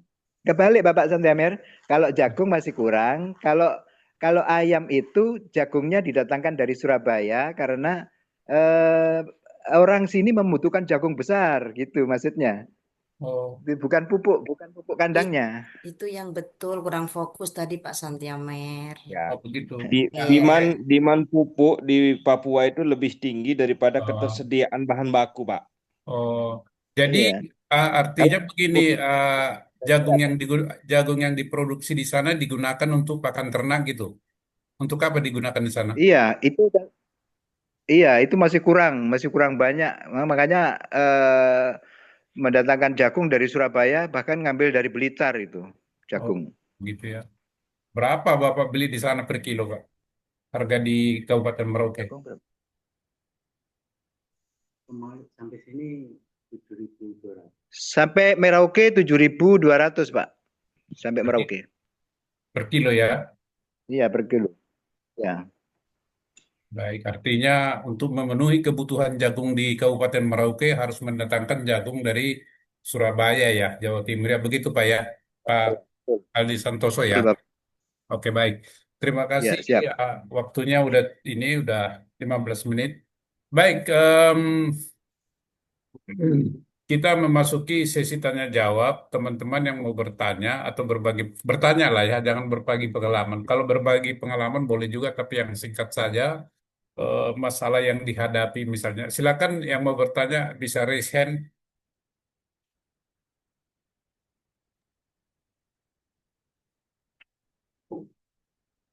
Ada yang mau bertanya udah terang benderang? Oke, sedikit Pak. Silakan. Oke, terima kasih. Assalamualaikum warahmatullahi wabarakatuh. Perkenalkan saya Al Kausar dari Nusa Tenggara Barat, Pak. Kebetulan Nusa Tenggara Barat ini salah satu produksi jagung terbanyak di Indonesia setelah Jawa Timur, ya Pak ya. Sedikit saya ingin bertanya, tadi sedikit menarik yang dari Lampung Pak. Dari Lampung terkait dengan produktivitas di tanaman ke-1, kedua, dan ketiga. Ya Pak ya.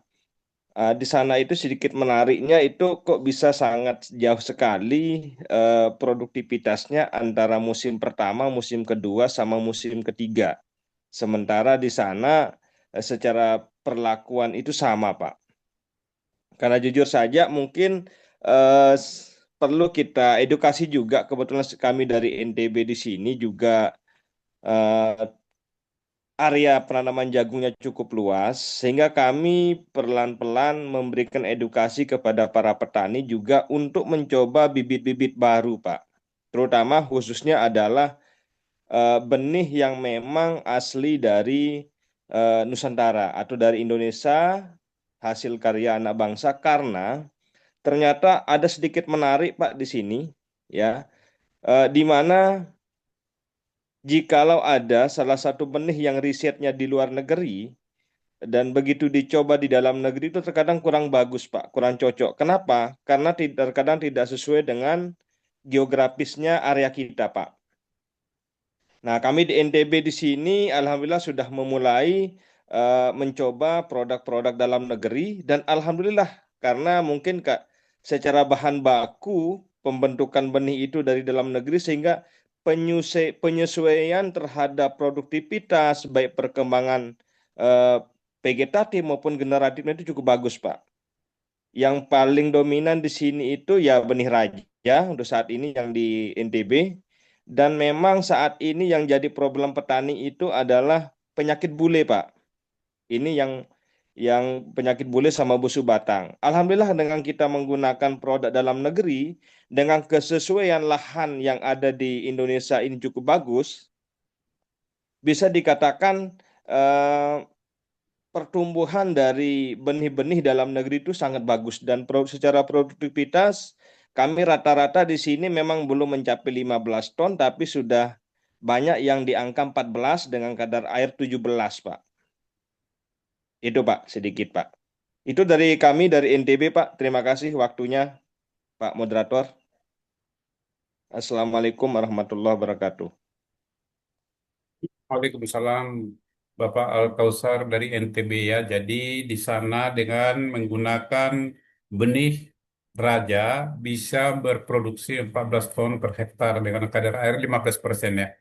Tapi pertanyaan beliau adalah apa sebab produksi jagung musim pertama, kedua, dan ketiga di Lampung itu turun drastis? Ini nanti Pak Sukirno bisa menjelaskannya. Tetapi ini ada Pak M. Husni ya, raise hand. Silakan M. Husni sebut nama dan fokus kepada pertanyaan Pak. Silakan, Bapak Husin. Assalamualaikum warahmatullahi wabarakatuh. Ya. Ya, Bu ya. Ya. Perkenalkan saya dari Aceh, Pak. Oh, Aceh. Ada beberapa pengalaman yang disampaikan oleh rekan-rekan tadi. Ini hal yang menarik bagi kami, Pak, sebagai petani jagung. Jadi ada di Lampung tadi ya, dari Pak Sukirno dan juga dari NTB. Bapak Iya. Al-Kausar. Saya juga mendapatkan pengetahuan lebih tentang sistem budidaya yang bisa menghasilkan sampai 14 ton. Itu yang sebenarnya yang kami inginkan bagi petani-petani yang ada di Aceh, Pak. Karena ya selama ini pengalaman kami paling tinggi tingkat produksi per hektar itu cuma di angka 5 ton, Pak. Makanya mohon bagi teman-teman yang bisa memproduksi sampai 14 ton untuk berbagi pengalaman pada kami-kami di sini. Oke, Pak, cuma itu aja, Pak. Baik, terima kasih M. Husin dari Aceh. Masih ada yang mau bertanya agar sekaligus nanti dijawab oleh Pak Sukirno dan Al-Kausar ya dari NTB, karena bisa memproduksi hingga 14 ton per hektar dengan memakai benih merek raja, benih raja. Ya. Oke, ya pertama itulah Pak. Oke. Baik. Masih ada yang bertanya? Kalau nggak ada? Ya Pak, pertama benih kedua sistem pemupukan dan juga uh, sistem budidayanya sehingga bisa menghasilkan di angka 14 ton. Itu Oke, Pak. baik. Terima kasih Pak Husin. Baik, kalau tidak ada lagi pertanyaan, saya berikan kesempatan kepada Bapak eh, Sukirno yang dari Lampung. Kenapa itu musim pertama, musim kedua, dan musim ketiga dapat apa menjadi apa musim apa turun drastis gitu ya? Nah, yang kedua untuk Bapak Alkausar dari NTB, mengapa bisa produktivitas 14 ton per hektar? Apa rahasianya? Ya, selain jenis benih mungkin, apakah masih ada rahasia yang lain? Silakan Pak Sukirno.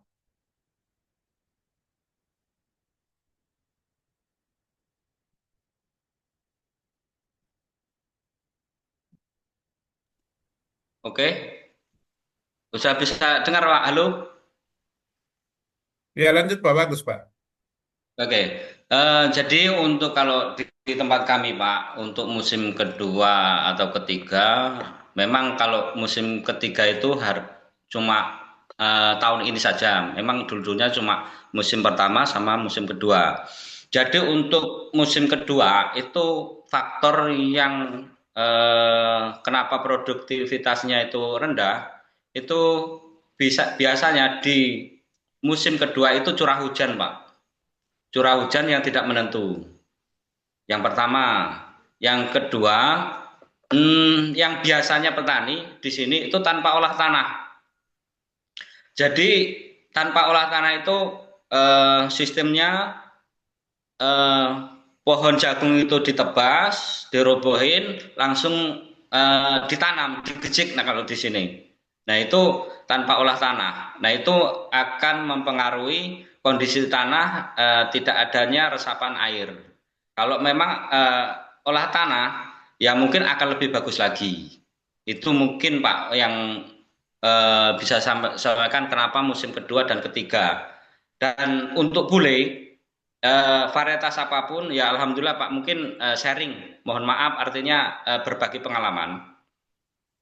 Dalam menangani bule itu begini Pak, varietas itu rentan dengan bule. Saya sedikit pengalaman, jadi memang yang pertama adalah untuk pertama mau tanam itu benihnya itu harus maksimal perawatannya, artinya pemakaian fungisida dari awal untuk pencegahan bule itu harus maksimal. Jadi ketika besok mau tanam, malam ini sudah kita campur dengan fungisida untuk pencegah bule. Itu caranya kalau saya Pak. Ini mungkin banyak nggak tahu juga, banyak mungkin sudah tahu.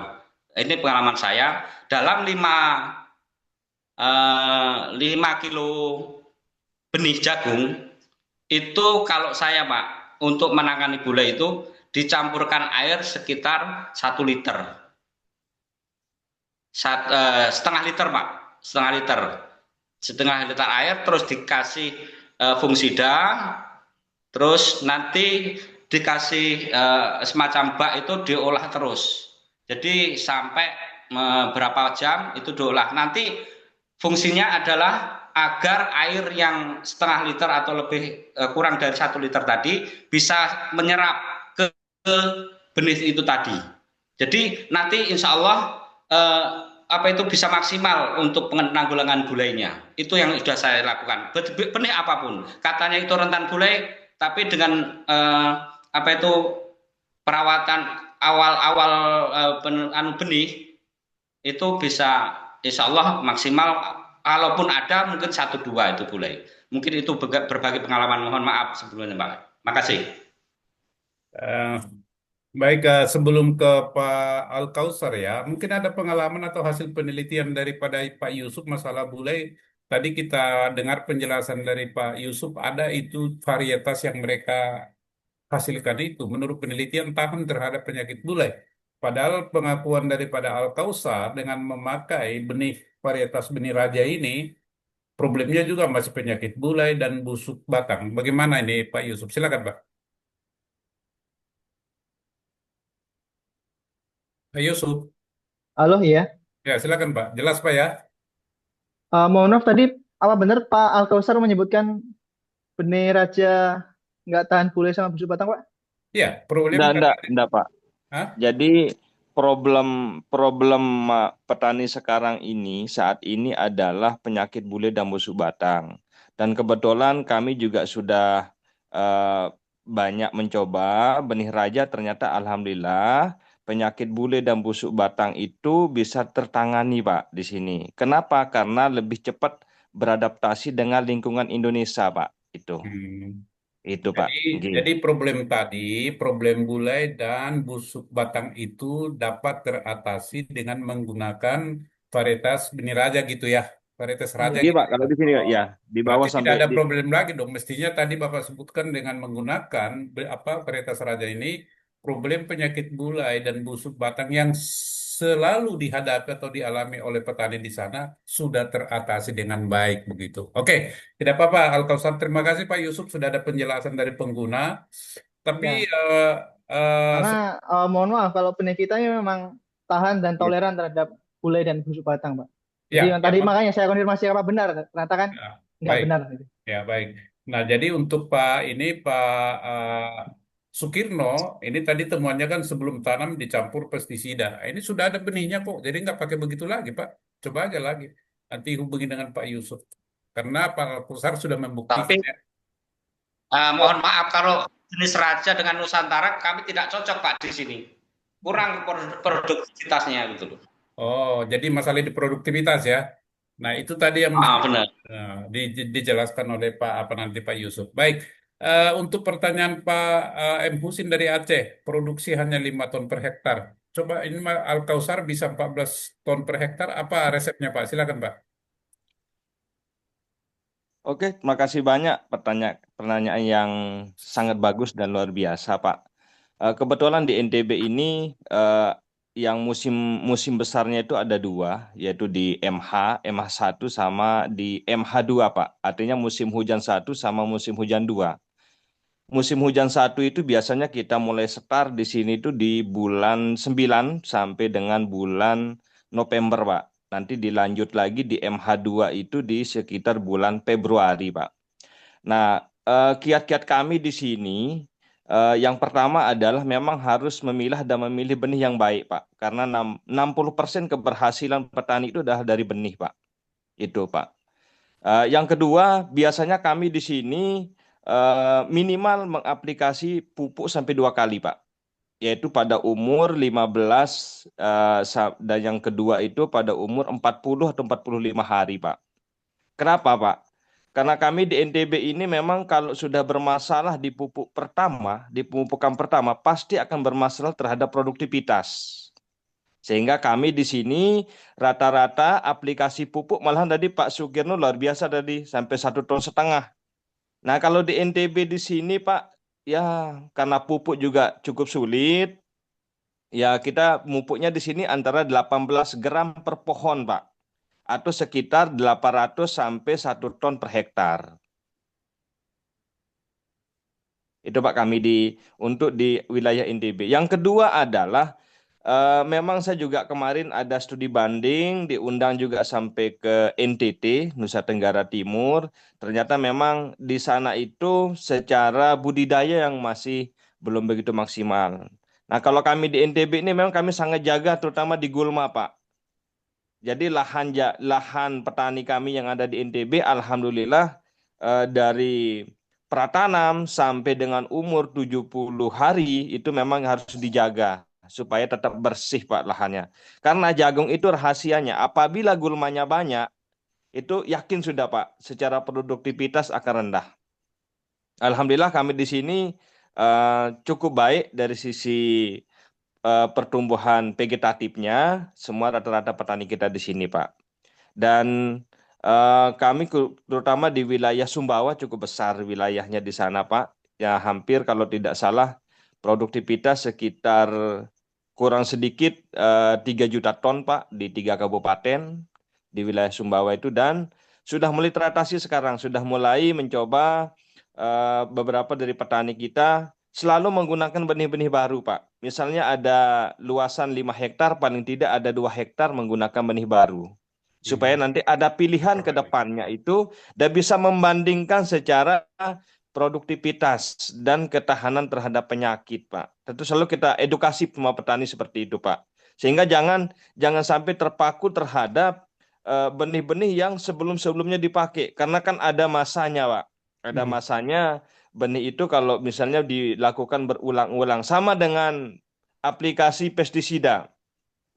Kalau bahan aktif yang kita aplikasikan secara berulang-ulang, lama-lama nanti penyakitnya kebal, Pak. Nah, begitu juga kita edukasi petani di sini, tolong tetap diusahakan dicoba setiap ada produk baru yang diperkenalkan oleh pemerintah ataupun tetangga. Supaya nanti ada edukasi kita ke depan bahwa oh ternyata ada pembanding, Pak. Pembanding antara benih sebelumnya sama yang sekarang, Pak. Dan alhamdulillah di sini kami menggunakan Raja Ultimate, Pak Sukirno. Raja Ultimate sama R1 Nusantara, Pak, yang kami coba di sini. Karena memang jarak tanam kami di sini 75 kali 25. Satu-satu ya? Nggih, satu-satu, Pak. Kita satu lubang satu, terus kedalaman lubang itu tidak boleh lebih dari 3 cm, Pak. Karena apabila lebih dari 3 cm, takutnya kita nanti benih itu akan terjadi pembusukan. Ya. Pakai kohea ayam nggak, Pak? Iya, Pak. Pakai kohea ayam nggak? Enggak ada, Pak. Kita murni di sini pakai kalau pupuknya itu NPK 60% dan N-nya itu 40. Urea sama Ponska kebanyakan, Pak, di sini, Pak. Bagus, berarti struktur tanahnya udah bagus. Alhamdulillah, Pak. Kan kalau di Lampung agak lempung berpasir nggih kalau Lampung, Pak. Ya, benar. Ya, Pak. Alhamdulillah di sini yang lihatnya ada, Pak. Masih secara struktur tanahnya masih alhamdulillah masih bagus, Pak. Nggih, Pak. Terakhir kemarin saya kebetulan produksinya 14,8, Pak. Dengan aplikasi pupuk 2 kali, pupuk daunnya 2 kali, Pak. Luar biasa, Pak. Nggih, Pak. Itu mungkin, Pak. Luar biasa, Alkausar, sukses, Pak, ya. Bisa nanti Amin, Pak. menjadi Amin, Pak. Amin. apa namanya lumbung jagung nasional. Nah itu, jadi penghasil jagung terbesar di Indonesia adalah NTB Sumbawa. Ini masih ada pertanyaan Pak Sukirno dari Pak Husni nih, Pak Husin. Musim kedua itu jatuh di bulan berapa? Jadi musim pertama itu bulan berapa? Musim kedua bulan berapa? Musim ketiga bulan keberapa, Pak? Hampir sama, Pak, dengan Pak Alkausar tadi. Jadi kalau memang sudah ada hujan di bulan 9, sudah mulai tanam sampai bulan Februari untuk musim keduanya. Memang hampir sama, Pak. Oke. Jadi jelas ya Pak Husin ya. Ini Pak Yusuf, itu tadi di Lampung tidak memakai benih atau varietas raja gitu ya. Katanya produktivitas rendah. Nah, apa sebabnya itu, Pak? Mungkin selain kondisi tanah. Silakan Pak Yusuf. Ya, mungkin bisa menggunakan varian-varian kita yang lain, Pak. Jadi kan dulu kan yang pernah dicoba itu kan apa itu kan ya. Misalkan Nusantara. Nah, kalau misalkan bisa dicoba juga sebagai pembanding kan masih ada Ultimate, ada Light, Gold, Flash itu mungkin bisa dicoba juga. Atau bisa dikirim jenis tanahnya ke pabrik Bapak supaya diuji atau dicek itu kualitas tanah dari Lampung itu sehingga cocok varietas apa. Kalau dia coba-coba petani disuruh coba-coba kan langsung dia berhitung ini. Kalau nggak ada akan rugi gitu. Jadi lebih baik mungkin dikirim jenis tanahnya ke sana supaya di lab ini pakai yang cocok ini gitu. Gimana, Pak? Sebenarnya kan di Lampung juga kita sudah kembangkan ya. Jadi sudah banyak yang tanam produknya Raja di Lampung.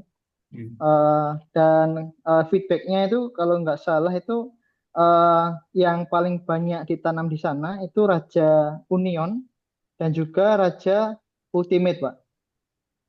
Jadi yang paling berapa, sesuai Pak? itu. Berapa ton per hektar, Pak? Ya rata-rata mungkin di 10 ton per hektar, Pak. Ayo Pak Kirno. Baik. Jadi sudah informatif sekali ya. Kita belum tahu tadi belum ada informasi masalah harga sepertinya ini petani ini dengan harga berapa dia yang paling cocok itu loh biar disampaikan ke pemerintah kan. Udah produktivitas tinggi tentu biaya produksi turun. Tapi kan produktivitas ini kan banyak faktornya kan. Kita anggaplah rata-rata sekian maka harga jualnya itu mesti sekian gitu loh. Itu belum ada nanti bisa disampaikan kepada JPPN Pak Asra Tanjung. Bu Sudarti, apakah masih ada waktu atau sudah melebihi atau sudah pas? Mohon Sudah informasi. dicukupkan untuk tanya jawab sesinya karena ini perdana juga.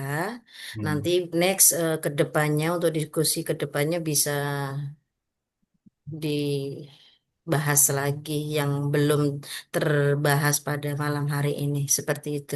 baik, terima Oh, kasih Bu oke. Darti. Jadi eh, para narasumber, terima kasih banyak atas kesempatan yang diberikan dan pengalamannya, sharingnya, ya, yang untuk disampaikan kepada seluruh petani persada Nusantara, saudara-saudara kita, supaya tidak ragu menanam jagung ya. Ya, menanam Masya. jagung. Kalau potensi daerah atau lahannya itu cocok jagung begitu ya, sehingga kita nanti tahun 2026 itu bisa swasembada pangan. Sorry, swasembada jagung. Eh, saya ingin nanti nggak tahu ini kalau teman-teman ingin bertanya soal varietas raja ini kepada siapa, mungkin ketua umum nanti bisa menjelaskan atau siapa. Eh, Selanjutnya saya serahkan waktu kepada sebelumnya Bapak Ibu, kalau ada perkataan atau ucapan yang kurang pas di hati Bapak Ibu, terutama saudara-saudara petani di Persada Nusantara, kami dari JPPN mohon maaf yang sebesar-besarnya. Jadi, Assalamualaikum warahmatullahi wabillahi taufik wal hidayah. Waktu selanjutnya saya serahkan kepada host. Terima kasih. Baik, terima kasih Bapak Santia Mersilalahi selaku moderator pada Zoom malam hari ini. Dan untuk selanjutnya sedikit penyampaian dari Ketua Umum JPPN sebelum saya tutup Zoom pada malam hari ini. Mungkin masih ada yang disampaikan, silakan.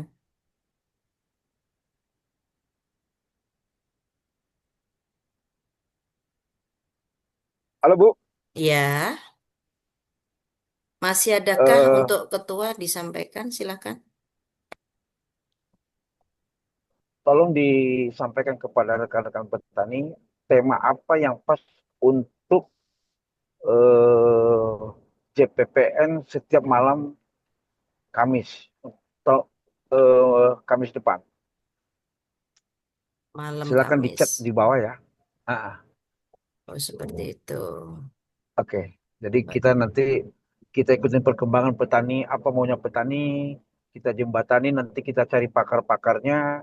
Jadi ada edukasi bahwa forum ini sangat menarik.